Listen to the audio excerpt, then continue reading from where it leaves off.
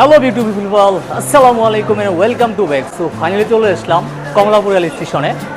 আজকে আমাদের গন্তব্য হইতেছে সিলেট। এর আগে যতগুলো ট্যুর দিয়েছি বন্ধু বান্ধব, ফ্রেন্ড সার্কেল, অন্যান্য মানুষদের নিয়ে ট্যুরটা দেওয়া হয়েছে, কিন্তু এইবারের ট্যুরটা হইতেছে একটু স্পেশাল, কারণ এইবারের ট্যুরে আছে ফ্যামিলি মেম্বার।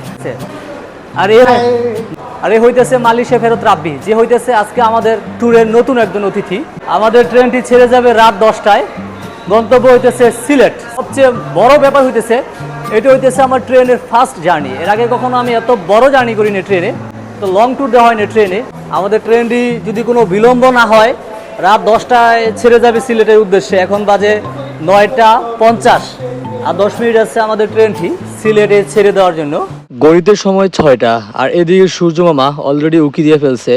আর আমাদের সিলেট স্টেশনে পৌঁছাতে আর বেশিক্ষণ সময় লাগবে না, সর্বোচ্চ 25 থেকে 30 মিনিট সময় লাগবে আমাদের সিলেট রেল স্টেশনে পৌঁছাতে।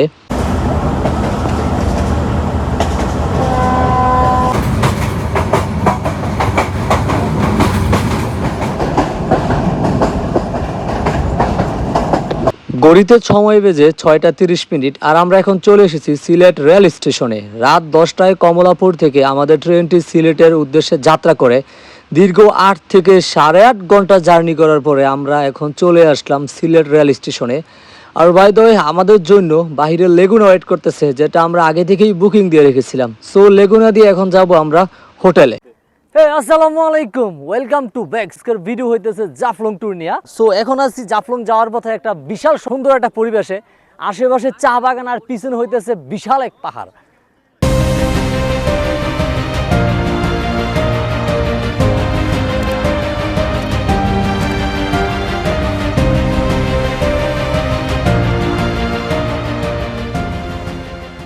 তো পাহাড়টা দেখা না আর গাড়ি থাকতে পারলাম না, নাইমে গেলাম এই পাহাড়ের সৌন্দর্যটা উপভোগ করতে আর কয়েকটা স্মৃতি ধরে রাখতে।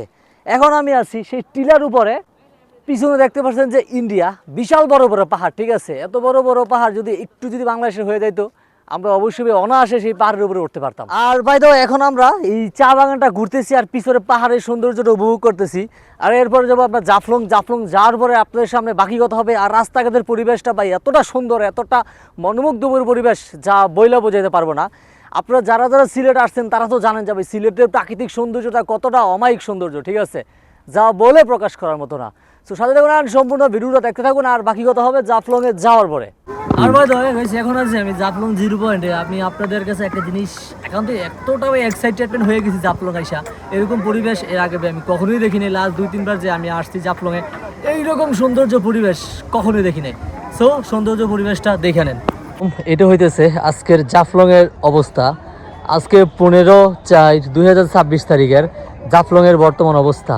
পানি শূন্য এখানে জাফলংয়ের পর্যটন স্থলটা হাহাকার করতেছে। যখন পানি আসে তখন একেবারে এই পর্যন্ত পানি উঠা যায়। এইখান থেকে টলার ঘাটটা তারা বানায়, এইখান থেকে পুরাটা পানি থাকে, দেখতে অপূর্ব সুন্দর লাগে। আর ওইখানে মায়াবী ঝর্ণা থাকে, তখন মায়াবী ঝর্ণার এইখান থেকে পানি কিভাবে পড়তেছে সেটা দেখা যায়। যাই হোক, এইরকম একটা সৌন্দর্য পরিবেশ বলার মতো না। ঠিক আছে, কিছু বলবো না, বাকিরা আপনারা বুঝ জানেন। হাঁটু মনে হইব, নৌকা মনে হয় বারাকলার নিজেরই দেখা নৌকা আবার জায়গা মতো নিয়ে পৌঁছানো লাগবে। ঠিক আছে, এত পানি এখানে আছে। পানি পুরা টলমলে করতেছে। জাফলংয়ের আশেপাশে পুরা জলমল করতেছে। ঠিক আছে, আর যাই হোক, পরিবেশটা আসলে খুব সুন্দর। যারা এরকম পরিবেশ পছন্দ করেন, অনেকেই পানি পছন্দ করেন না, তাদের জন্য এই সিজনটা। আর যারা পানি পছন্দ করেন তাদের জন্য এই সিজনটা কখন ভুলেও না। ঠিক আছে, এই সিজনে কোনো পানি নাই, শুধু পাথর আছে, এই আর কি। আমরা এখন একটু নিচে নামবো, দেখবো নিচের পরিবেশটা কিরকম আছে। হ্যাঁ,